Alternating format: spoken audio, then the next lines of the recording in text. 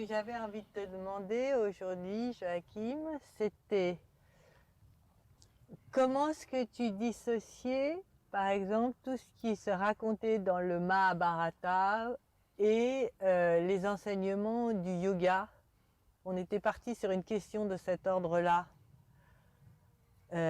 Comment c'était dissocié ou pas relié, et plus généralement, comment le yoga, par rapport aux religions, qu'est-ce qui était très différent dans sa posture? Ah oui, C'était là que nous en étions. c'est vrai, je dis toujours que l'enseignement de yoga échappe au côté religieux. Et en fait, il y a de quoi en douter, quoi. Mm. Ouais, tout à fait. Il y a un truc, moi, qui m'a frappé quand j'étais jeune adulte, c'est que j'ai lu de l'anthropologie. Tu vois, j'ai bien aimé Lévi-Strauss, Alfred Métraux, tout ça. Et c'est vraiment marrant parce que quand on interviewe des personnes, des sauvages, entre guillemets, du XXe siècle, de la deuxième partie du XXe siècle, on recueille en tant qu'anthropologue, je cite en arrangeant un peu, tu vas voir, on recueille des histoires qui sont... Alors, ça commence toujours par j'invente, hein, exprès pour ne froisser personne. Nous, les Ulungulés, alors Ulungulés, au hasard, c'est les vrais hommes, Oui. les vrais humains, alors que les autres, moins. Mm. Les autres sont moins humains.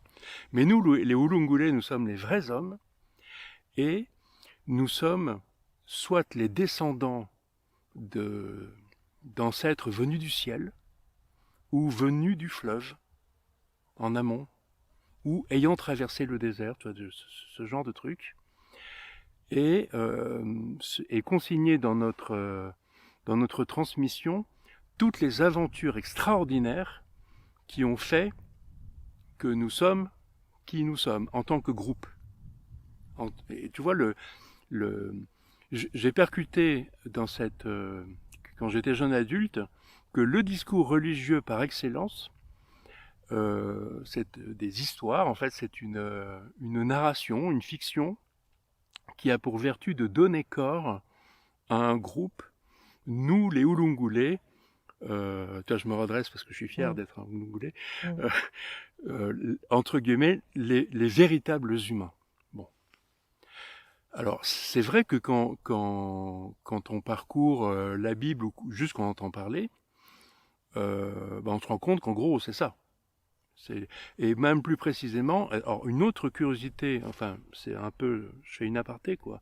Une curiosité de quand j'étais jeune adulte, c'est que je me suis rendu compte que la Bible, qui donc concerne les peuples européens, mais qui concerne aussi l'islam, ça concerne les chrétiens, toutes sortes de chrétiens, l'islam est en fait avant tout le peuple juif, Mm. le peuple israélien, le peuple d'Israël.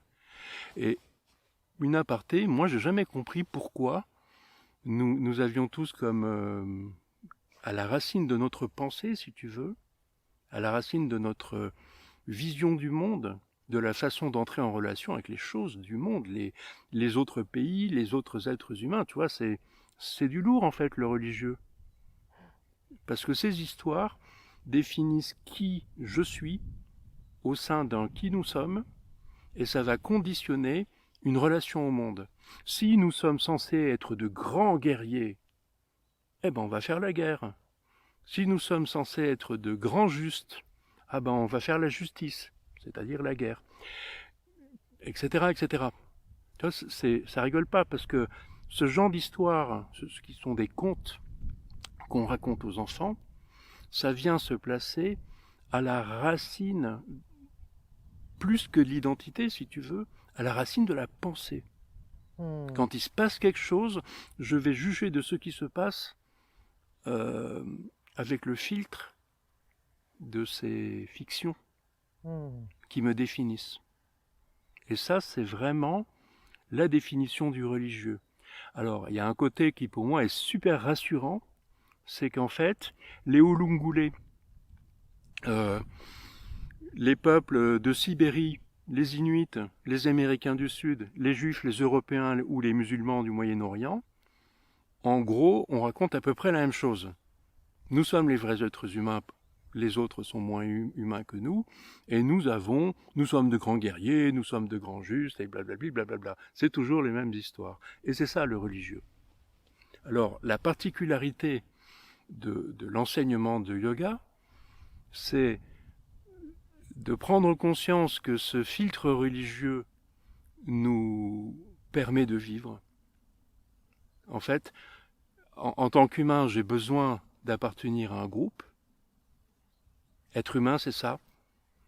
Et donc, pour appartenir à un groupe, être humain, il faut que je sois perché dans des fictions. C'est ça qui fait que je suis humain et que je peux fonctionner, que je peux être fonctionnel en tant que soldat, en tant qu'agriculteur, en tant que soignant, en tant que sorcier, en tant que guerrier, etc. C'est comme ça que je peux fonctionner. Mais ça fait de moi un être perché, quoi. Mais incroyablement perché, avec une énorme difficulté de juger de ce qui advient, puisque tout est coloré. Les moquets, ils nous volent nos femmes. On les aime pas. Ou les Allemands, ou les Américains, ou les Russes, ou etc. On les aime pas, ils nous volent nos femmes. Complètement chez père. Et tu vois, il y a une difficulté à être en relation. En fait, être perché, être pris dans des narrations, ça fait de nous des êtres efficaces. Efficaces pour faire la guerre, efficaces pour conquérir, efficaces pour être de bons agriculteurs, extrêmement productifs, etc. Mais ça nous sépare de la réalité. C'est comme si les abeilles de la ruche étaient tellement dans leur film, ok, ça en fait de bonnes abeilles, mais elles comprennent rien à rien. Et ça pose des problèmes. C'est déjà une cause de souffrance, c'est une cause de difficulté, parce qu'on est intelligent au fond de nous-mêmes. Nous sommes même divins au fond de nous-mêmes. Et en fait, on se rend bien compte qu'il y a un truc qui cloche. Ça cloche. La particularité de l'enseignement de yoga, c'est de faire fi de tout ça. Et on appelle l'enseignement de yoga une sorte de... J'aime pas dire méthodologie, parce qu'en fait, la méthodologie, justement, n'est jamais donnée dans l'enseignement de yoga. Ce qui est donné, c'est ce que je montre là. Ce qui est donné, c'est tout ce qui pourrait faire un réveil, pas un éveil. Il y a encore des histoires pour se percher, ça. Un réveil, c'est-à-dire l'effondrement du religieux, pour qu'enfin une relation directe puisse advenir. C'est tout. C'est ça l'enseignement du yoga. Et une bonne compréhension des mécanismes vrais qui sont les nôtres, les mécanismes religieux entre autres. Toutes sortes de mécanismes religieux, il y en a beaucoup. Nous, par exemple, regarde, parce qu'il y a des strates. Nous sommes très fondamentalement français. C'est-à-dire que nous sommes, à travers moi qui te parle en ce moment, à travers moi, la langue française exprime le monde en utilisant mon corps pour s'exprimer, parce que je suis français. Et donc en tant que français, je suis chrétien. Je fais partie de l'Empire romain. Tu vois, je suis un Gaulois, membre tardif de l'Empire romain, et donc j'exprime quelque chose qui est lié à cette terre, à son histoire, et tout ça. En fait, pour moi, c'est très difficile de parler du réel avec toi actuellement, déjà parce qu'il y a ma langue. Je suis chrétien, je suis français, je suis moderne. La différence de nous et des gens du Moyen-Âge, c'est que nous sommes performants en technologie. Les machines à vapeur, les machines à pétrole, les machines électriques, les fusées, les ordinateurs, et même une post-modernité. Il y a les mondes virtuels, nous pouvons communiquer à distance, etc. Il y a un truc post-moderne. Je suis capitaliste. Je suis un peu communiste aussi. C'est la même chose. Pour moi, ça se ressemble beaucoup. Autant les chrétiens et les musulmans ont les mêmes croyances et semblent opposés, c'est vraiment une illusion. En fait, ils partagent les mêmes croyances à leurs racines. Ils croient en Dieu, un Dieu qui est un personnage supérieur qui crée à sa convenance les choses. C'est typique de leur croyance. Bon, nous, on croit en l'argent. Je suis convaincu que l'engagement de moi dans un travail vaut 2482 zlotys. Complètement à la masse. Les zlotys, on ne sait même pas ce que c'est. Une espèce d'invention comme ça. Un truc complètement arbitraire, manipulé par nos devins. Il y a un truc très tribal, en fait, dans la croyance dans l'argent. C'est qu'on croit en une instance supérieure qui décrète que le zloty vaut que ceci, cela, et que ta vie vaut 2482 zlotys. Pour que tu travailles, des croyances de dingue. Donc, je suis ça. Donc, je te remouline le même film, mon film religieux. Je ne suis pas que chrétien. Chrétien ou musulman, etc. Je suis tout ça. Alors, j'ai l'impression, quand tu me déroules ça, que tu montres à travers ce prisme à quel point peut-être que d'avoir incarné ce véhicule de chair avec ses différents corps à autant T où je suis, fait s'exprimer toutes les mémoires que porte ce véhicule. Si je parlais de façon automatique, c'est-à-dire que là, je parle en me rattachant d'une part à l'expérience de qui je suis comme être social, et d'autre part à ce que je souhaite faire apparaître vu de l'extérieur, assis en dehors de la fourmilière ou de la ruche ou de la termitière, tu vois, assis en dehors, ce qui est le propre de l'ermite chez nous, mais ce qui est le propre du yogi. Le principe du yogi, c'est pas pour la vie entière, pour un temps d'initiation, on s'assied à côté, en forêt, dans une grotte ou dans le désert. On s'assied à côté et on expérimente déjà une relation aux grands éléments, la terre, l'air, l'eau, le feu, le sable, si je suis dans le désert, et puis l'eau, elle est où, etc. Pareil si je suis en montagne. Ça, c'est à expérimenter.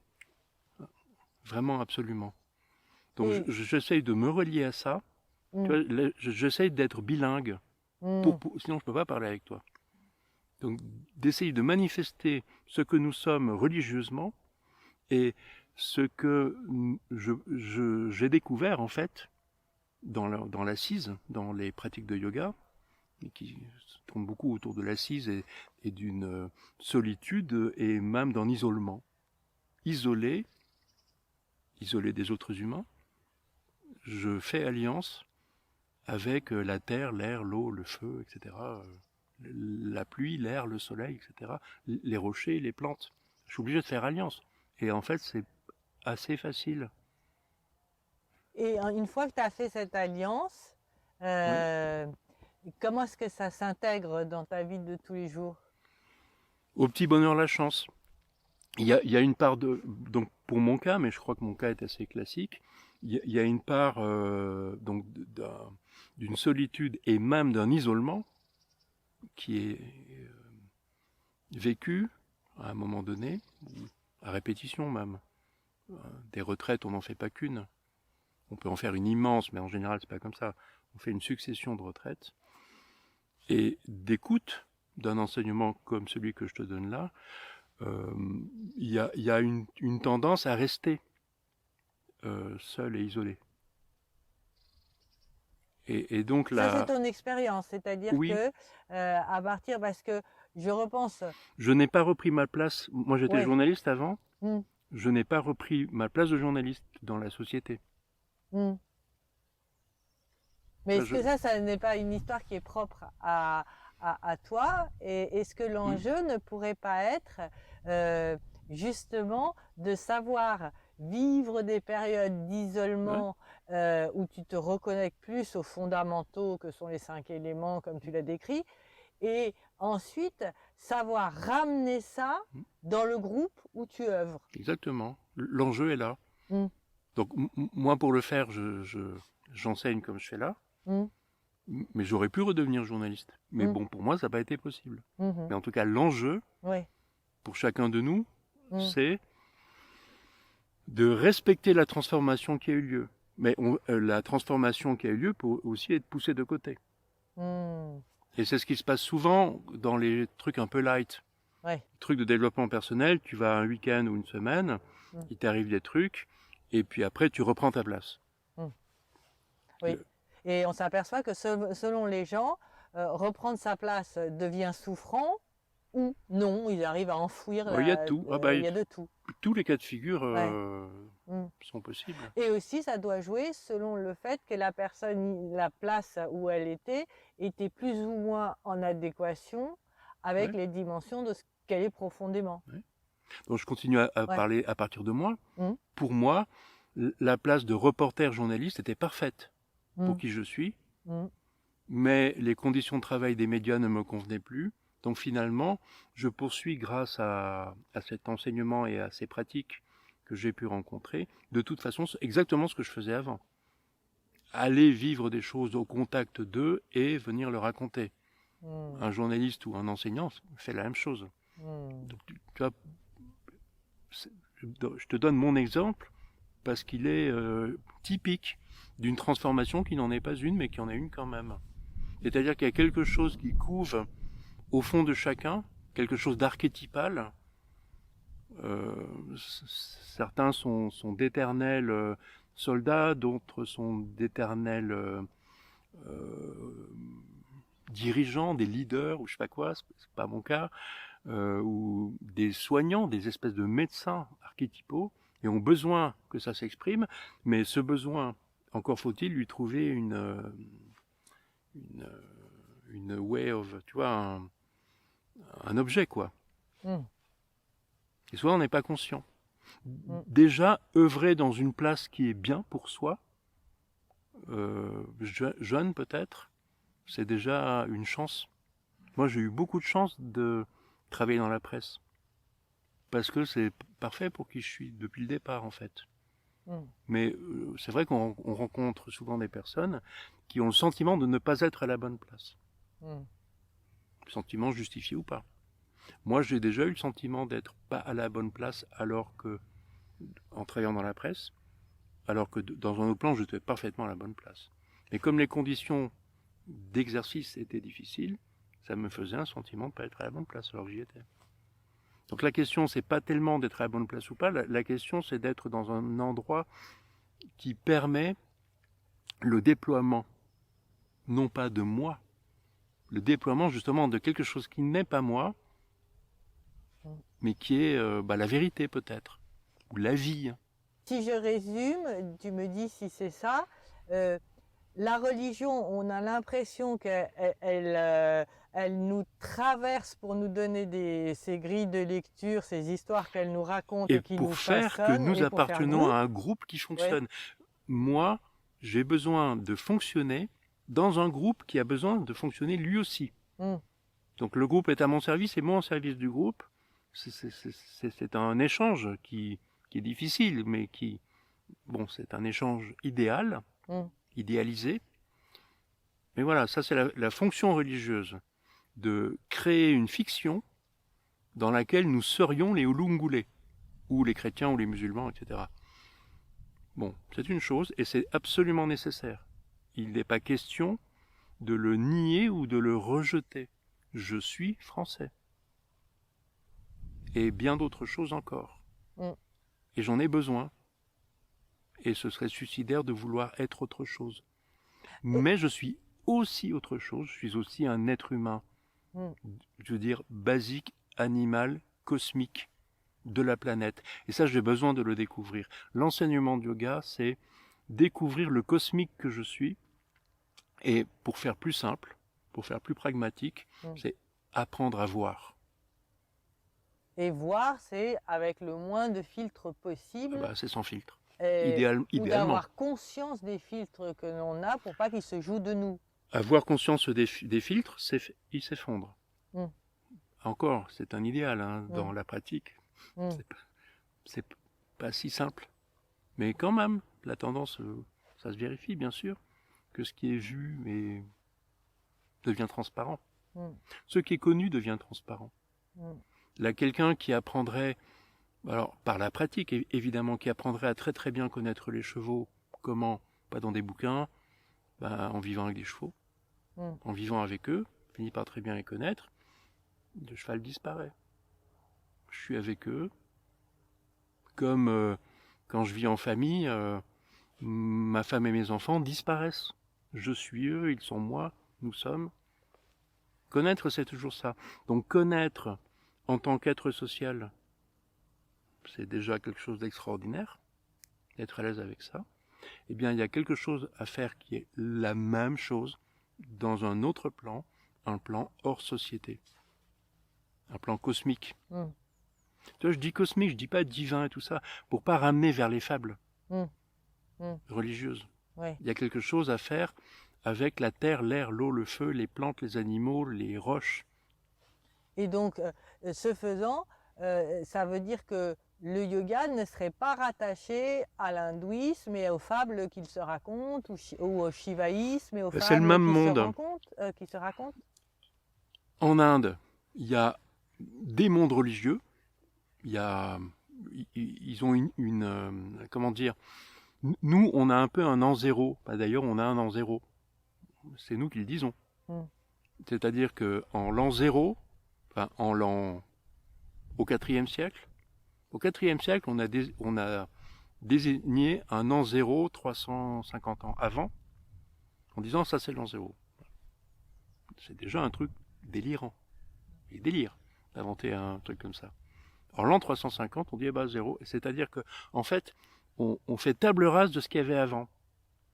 Alors, parce que c'était un impératif politique de l'Empire romain, si tu veux, de faire en sorte que cet empire qui fait tout le pourtour méditerranéen, plus une grande partie de l'Europe avec l'Espagne en entier, la France en entier, la Germanie en entier, ils ont réussi à pécho l'Angleterre aussi, et au sud le Moyen-Orient, tout ça a besoin de penser d'une seule et même façon.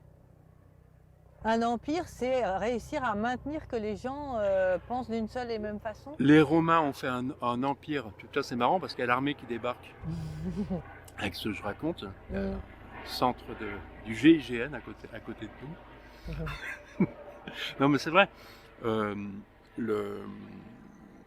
Si tu veux, l'Empire romain a existé pendant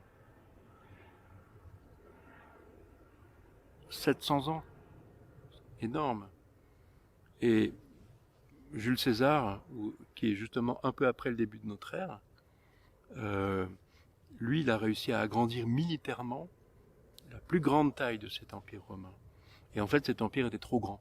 Dans un premier temps, vers le 1er siècle, ils ont tenté la paix romaine, c'est-à-dire maintenant c'est la paix, tout le monde doit être en paix, et les gens qui sont pas en paix, qui sont en colère par exemple, on les cloue sur une croix.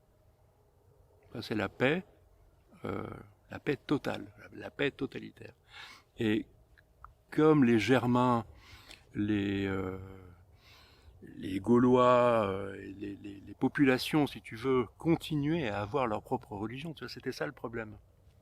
Les gens continuent à être, ah oui, mais nous, on est les enfants du dieu Thor, machin, blablabla. Et donc les gens continuent à penser dans leur clan et à ne pas appartenir à l'Empire. Et donc ça fait des luttes, des guerres sans arrêt. Une religion unique avec un dieu unique, en fait, et Dieu créa une religion à l'image de son empire. Non, et l'homme créa une religion à l'image de son empire. C'est-à-dire une organisation pyramidale avec un chef en haut. Et nous, on est les héritiers de ça. Et ça nous fait être en 2024 actuellement. Parce qu'on a décrété un an zéro. C'est une décision politique. Bon, ça, les Indiens, ils n'ont pas eu. Ils n'ont pas eu cette histoire-là. Donc, ils n'ont pas eu besoin d'exterminer les druides et compagnie. Ils n'ont pas eu besoin de se débarrasser des penseurs grecs d'Alexandrie. Ils n'ont pas eu besoin d'éradiquer tout ça. Ils ne l'ont pas fait. Quand Donc, tu dis les Indiens, c'est les Indiens les Indiens d'Inde. d'Inde, hein? Oui. On est d'accord. En Inde, il n'y a pas eu cette table rase. Et donc, il y a un empilement de toutes les couches d'époque. Qu'on retrouve donc à travers ce qu'ils se racontent, eux, comme histoire, Mahabharata et autres. Eh bien, le Mahabharata, c'est comme par hasard un peu à la période du début de notre ère, mais qui n'existe pas pour eux. À cette période où nous, on décrétait un début d'ère. Eh bien, parce qu'en fait, à cette période, les cités devenaient de plus en plus grosses, jusqu'à devenir des empires, justement. Donc, ce qui a eu lieu au nord, autour du pourtour méditerranéen, comme par hasard, avait lieu aussi très proche, hein, parce que le Moyen-Orient, qui fait partie de l'Empire, en fait, il touche la zone d'influence indienne. Les deux sont juxtaposés. Nous partageons la même langue, la même langue, le même alphabet. Le sanskrit, l'hébreu, l'arabe, les langues latines, on les dit indo-européennes, surtout parce qu'on partage une souche qui est l'alphabet. C'est-à-dire que le chinois ne fonctionne pas de la même façon. Mais nous, tout cela, Europe, Moyen-Orient, monde arabe en général, arabe islamique en fait, et Inde, on partage bizarrement une culture commune. Mais en Inde, il n'y a pas eu de table rase et on reprend tout à zéro, qui est une croyance très ancrée chez nous. Nous, ce qui est le progrès, tout ça c'est l'idée de progrès, elle vient déjà de l'idée de progrès industriel. Aujourd'hui, l'idée de progrès où l'être humain va devenir de mieux en mieux parce qu'on va lui greffer des trucs technologiques, des ordinateurs et tout. Donc, on va créer un surhomme qui sera mi-machine, mi-hyper-animal en manipulant son ADN. Le transhumanisme, comme on dit, qui est un rêve de chez nous, mais qui est le même rêve que faire des super machines à vapeur et des avions machin, mais qui est le même rêve que on va exterminer les druides et les bougnoules, et comme ça on va enfin faire émerger le cœur de l'empire. Tu vois, un truc de fou. Bon, bah ça, les Indiens l'ont pas comme nous, parce qu'ils n'ont pas vécu. Et donc il y a un empilement. Les Védas, qui ont 3500 ans dans leur forme écrite, sans parler des formes orales avant, qui précédaient, ça fait une espèce de... Eux, ils ont peut-être un point zéro avec le début de l'écriture. Avec cette constitution des Védas. Et encore même pas. Parce qu'on dit, ah bah oui, bah les Védas ont été écrits il y a 3500 ans, mais, donc 1500 ans avant le début de notre ère, mais la tradition était déjà là, elle était orale, tu vois, donc ils ont un sens du continuum. Et dans les Védas, est-ce qu'il y a cette idée de se raconter des histoires ou pas? Les Védas, c'est vraiment du chamanisme. C'est-à-dire que là, oui, il y a cette idée, bien sûr, parce que c'est aussi un truc religieux, mais c'est surtout un truc d'efficacité dans le rituel. Il est question de s'allier, alors justement dans tout ce qui est chamanique, il est question de s'allier aux éléments de la nature pour en retirer surtout une alliance avec la force qui anime. Les animaux, le monde, le firmament, la course des étoiles, le soleil, tout ça a une puissance. Et nous sommes faibles, nous les petits humains. Alors nous aimerions nous allier avec Rudra, le rouge, avec la force qui semble animer tout ça. Mais nous cherchons des alliés en tant que force. C'est absolument pas spirituel, c'est pratico-pratique. Comment? Mais comment s'allier avec un invisible. Tu vois, et c'est là où nous on a du mal à suivre. Parce que nous, nos critères, c'est séparation du corps et de l'esprit, le platonicisme, le christianisme et tout. Et donc nous, on est toujours dans des questions, parce que c'est culturel chez nous, de dire « Ah oui, mais le corps pourrait faire un truc et l'esprit faire un autre truc. Qui est... Ça, c'est une dissociation. C'est une croyance qui nous anime et qui donc devient vraie. Pour le meilleur et pour le pire. Mais il y a des autres êtres humains qui ne pensent pas comme ça. On ne pense pas esprit-corps, donc on ne pense pas spiritualité. C'est le cas en Inde. Oui. Donc tu vois, pour le truc, donc il y a les premiers écrits, c'est les Védas, puis après il y a des commentaires des Védas pendant le millénaire et demi qui sépare du début de notre ère à nous. Les commentaires qui s'appellent les Brahmanas, les Aranyakas, et puis les Upanishads. Et tout ça, c'est védique, c'est chamanique. Et là, je voulais juste arrêter sur, Ouais. on peut s'allier avec des mondes subtils, mais encore faut-il Avec des forces. Avec des forces, qui encore faut-il avoir un discernement sur quel type de force Tout à fait. tu t'allies dans ce monde subtil. Je prenais l'exemple du cheval tout à l'heure, parce que c'est pratique, c'est un animal. Donc le cheval, il est à la fois de notre monde et cosmique. Parce que c'est un animal, voilà, un animal qu'on connaît bien. Et qui est un animal qui va travailler avec nous. Donc, bon, il y a quelque chose d'intéressant dans le cheval.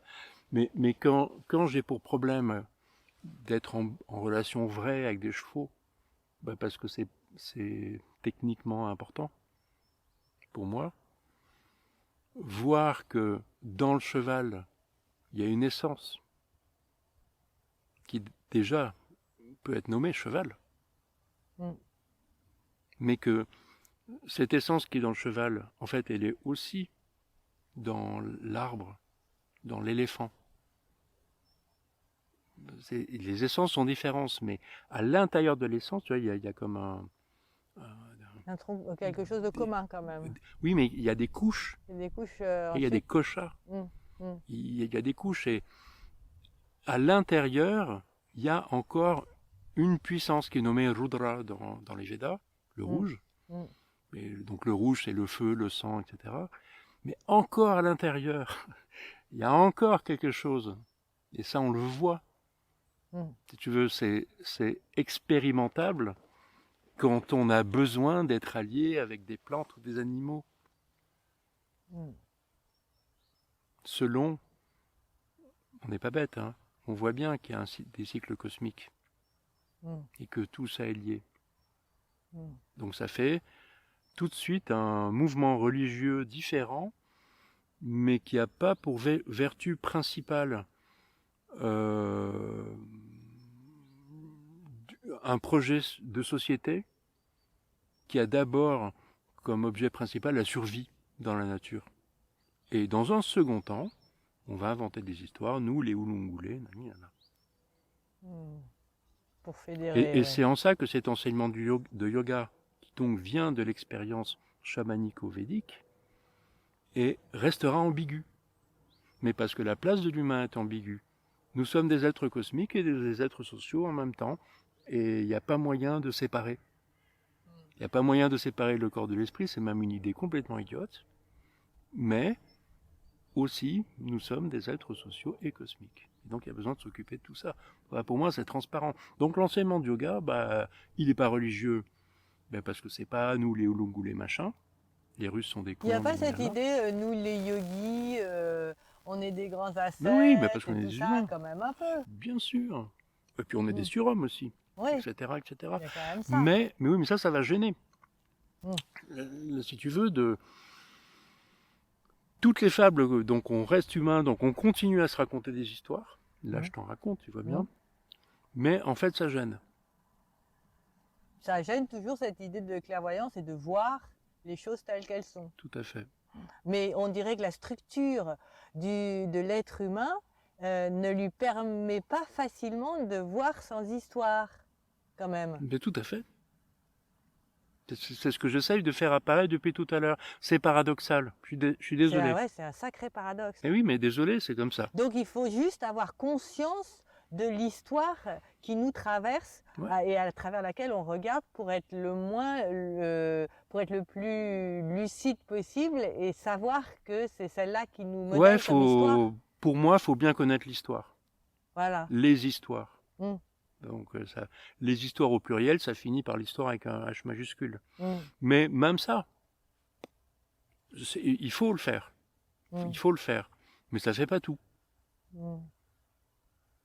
Quelqu'un qui connaîtrait très bien l'histoire et qui deviendrait un conteur de l'histoire serait juste enfermé dans l'histoire.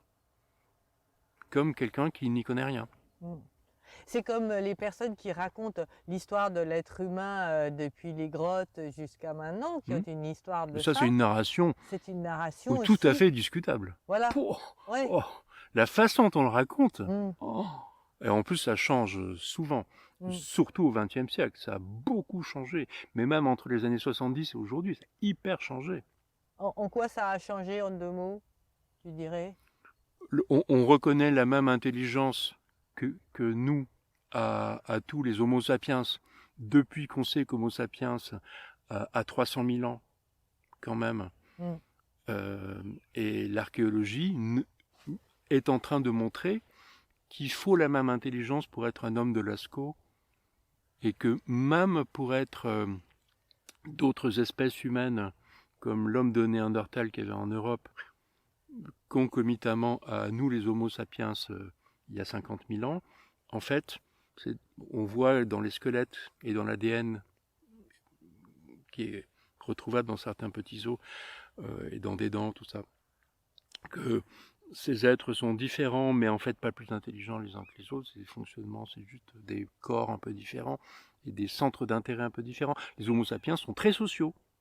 Les hommes de Néandertal sont extrêmement chasseurs-cueilleurs.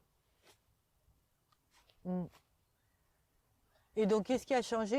Tu disais ça a basculé dans les années 70 là-dessus.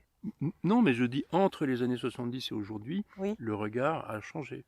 En quoi il a Les hommes changé? préhistoriques ne sont plus des crétins, des brutes, Ah oui, d'accord. idiotes, Ils ont le même type d'intelligence que nous. mais carrément, Mm. mais c'est nous. C'est nous. Mm. Et pareil pour les Ulungulés. Mm. Les sauvages, entre guillemets, les gens qui étaient vus dans les encyclopédies, dans la foire, je dis toujours foire, mais dans la foire de 1900, la foire aux colonies, là, Mm. l'exposition universelle à Paris en 1900, on montrait encore les Oui, les peuples Niakoué indigènes, qui comme- font du riz avec Mm. des chapeaux comme ça. Enfin, tu vois, Mm. une vision du monde complètement délirante pour nous. Aujourd'hui, on ne Mm. pense plus tout à fait la même chose. Mm. Mais justement, ça ce qui est génial, c'est que archaïquement, ben, si on continue à penser la même chose, parce qu'on a des couches Des mémoires. et on cultive les paradoxes, etc. Mm. Donc les choses changent et les choses ne changent pas. Mm. Donc le fin chemin entre ces paradoxes, ça pourrait être une forme de discernement et de conscience des paradoxes. L'enseignement qui shivaïte, sont- c'est qui sont- le fin chemin, Mm. c'est le grand bain. De s'immerger et de vivre La vie, la vie. l'expérience.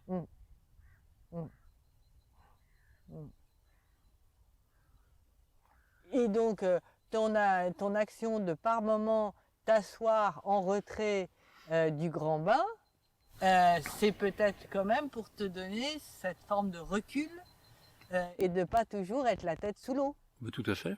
C'est ça. Dans le guidon. Ou dans le guidon. Ouais. Bah, c'est simple, hein. Mm.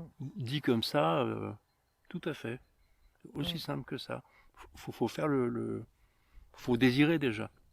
Mm. Il faut faire le taf. Il n'y a pas de taf à faire, vraiment. C'est vraiment une question de désir. Et qu'est-ce qui fait que moi ça m'intéresse tellement d'être comme ça, un genre de voyageur qui aime bien voyager, je sais pas. Quand j'étais papa de jeunes enfants, j'étais beaucoup moins préoccupé par ce genre de choses. Parce qu'il y avait la préoccupation de la vie qui venait de naître et qui centrait ton attention dessus. Ben, un rôle de père, de protection. mec, tout ça. Mm. Donc j'étais moins dispo pour l'aventure à ce moment-là, quoique c'est aussi les périodes où j'ai le plus voyagé. comme journaliste. En tout cas, même si mon corps voyageait beaucoup, j'étais quand même très préoccupé par mon rôle de père. Et c'est vrai qu'il y a des étapes dans la vie où quand ce rôle de parent, parce que les oiseaux sortent du nid, disparaît un peu. Ben, tout est toujours paradoxal, donc il Ouais. faut toujours faire un truc qui son contraire en même temps, tu vois. Ouais. Mais bon, ça c'est une info qui vaut de l'or, je trouve. Tu vois, on a des croyances qui sont souvent utopiques parce que idéales. Mais la réalité, c'est qu'il faut toujours composer dans les paradoxes.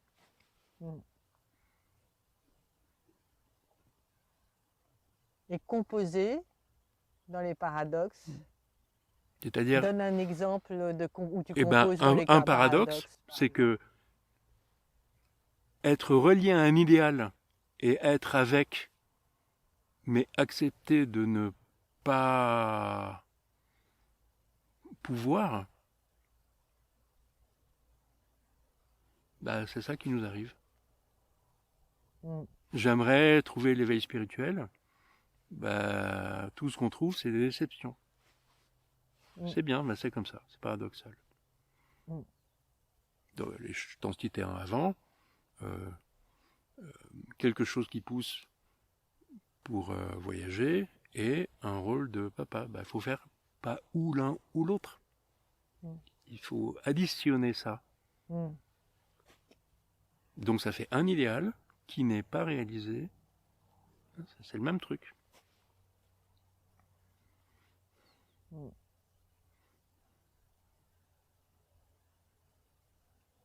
L'enseignement shivaïte est vraiment génial en finissant par dire c'est cette histoire de, moi je dis grand bain pour que ça ait du sens pour nous en français, mais eux ils parlent de grand lac.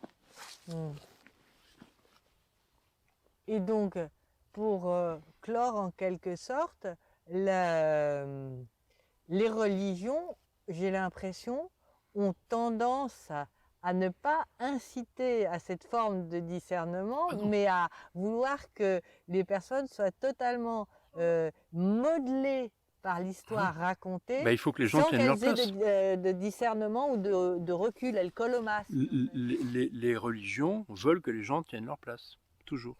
C'est ça. Donc le paysan, il ferme sa gueule, les paysans, etc. Et alors, ce qui est étonnant, c'est qu'on le retrouve même dans des structures où il n'y a pas forcément de religion aussi forte. Chez les peuples indigènes, la place de la femme aussi est très marquée, la place de ce que font les hommes est très marquée. Ils n'ont pas forcément... Et en même temps, ce sont des hommes, des êtres humains comme toi et moi. Oui.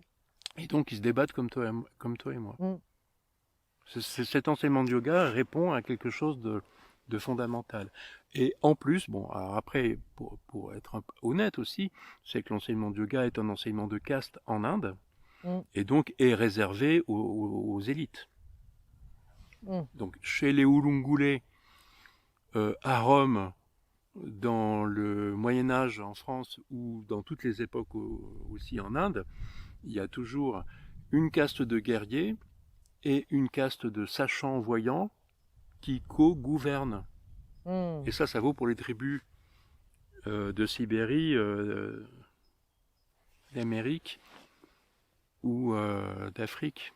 Le guerrier et le sorcier gouvernent comme l'aristocrate et le religieux, le clergé, gouvernent. Il y en a un qui voit, qui fait la loi et la science, et l'autre qui est, comme on dit en France, le pouvoir exécutif.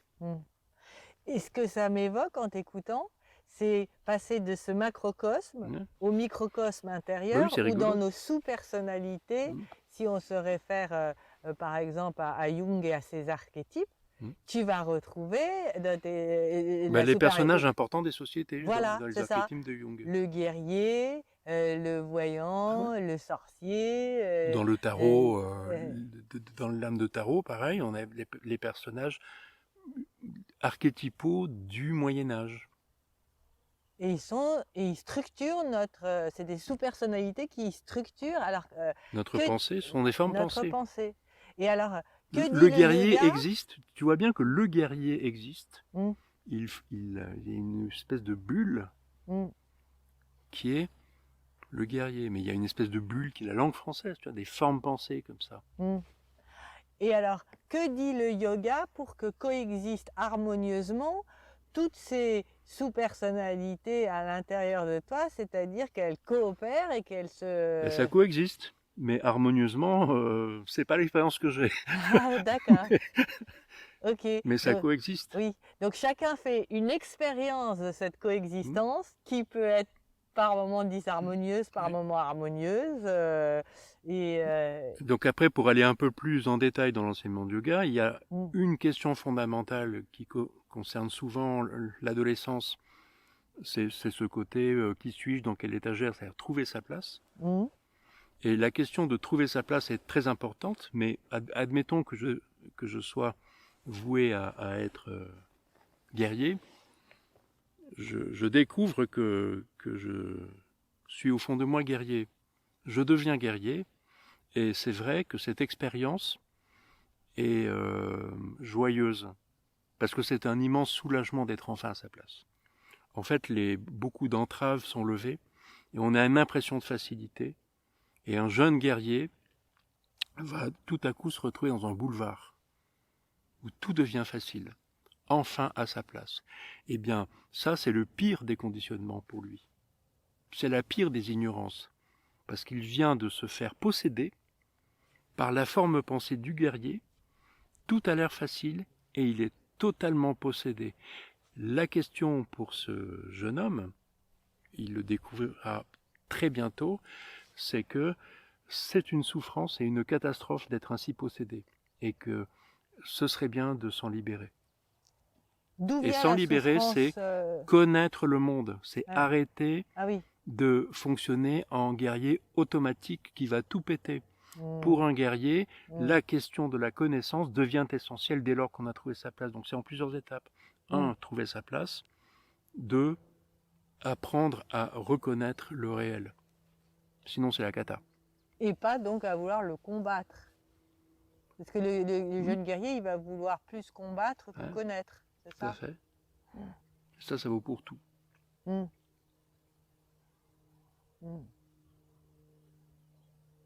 Mais juste pour clore, donc tu me demandais pour le Mahabharata.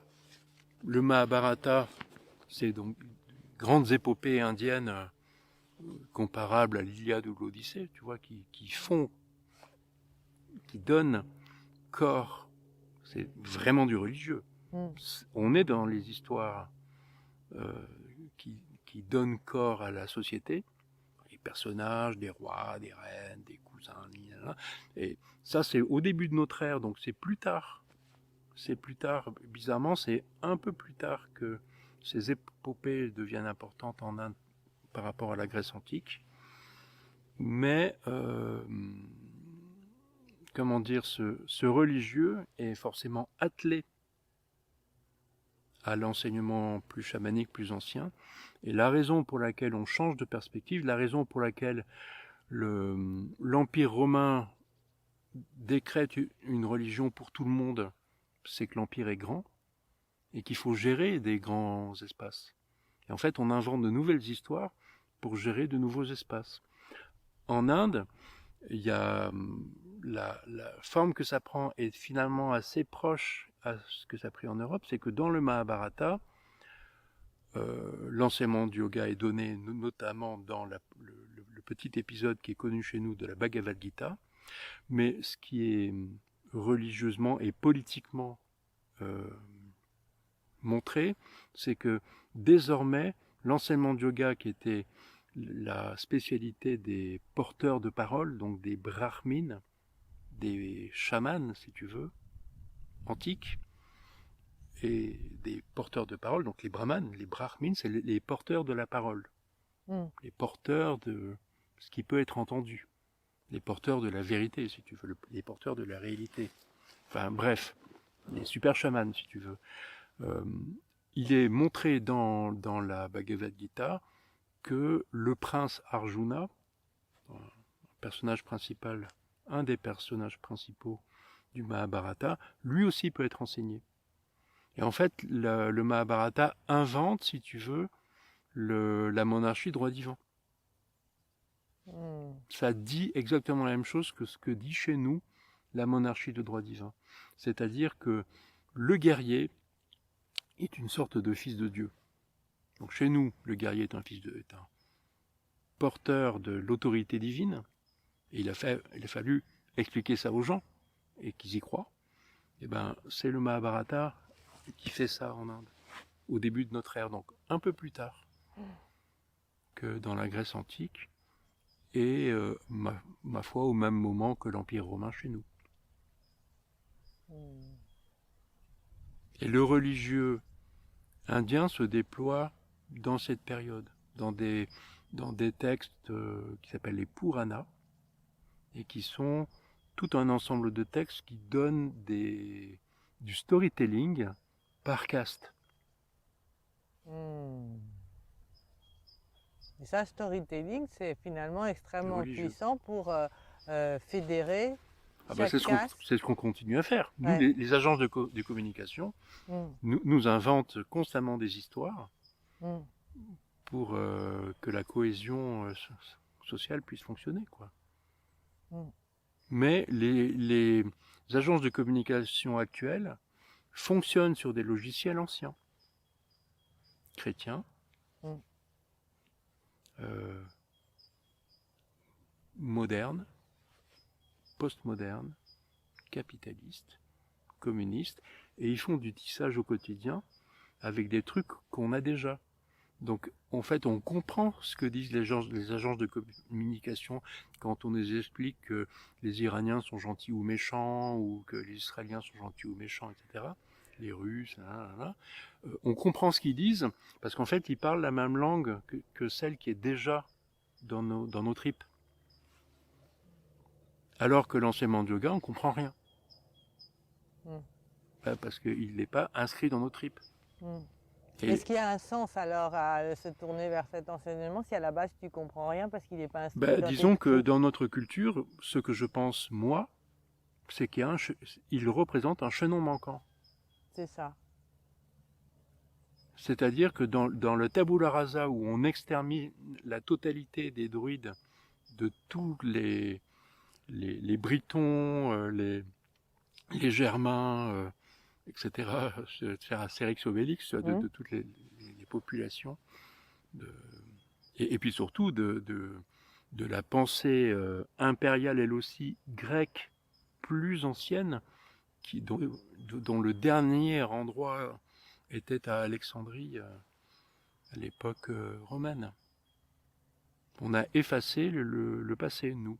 Vraiment, c'est un truc très important à intégrer, parce que dans notre mentalité, on continue à vouloir tout effacer et recommencer à zéro, avec une idéologie de ça va être de mieux en mieux.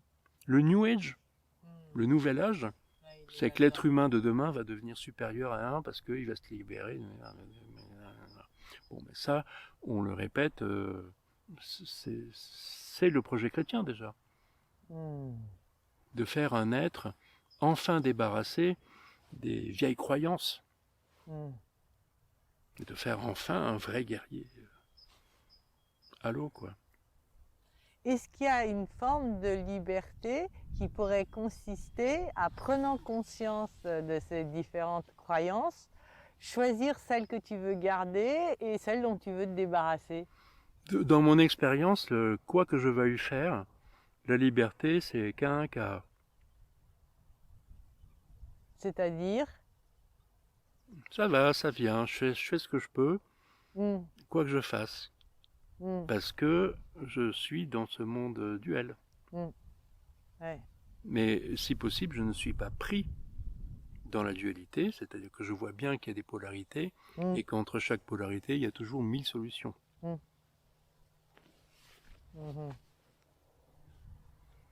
La polarité, c'est croire dans les chimères, ou blanc ou noir.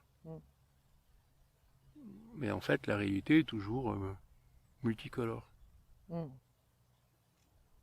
C'est ce que je voulais dire par mon K1, K. Ouais.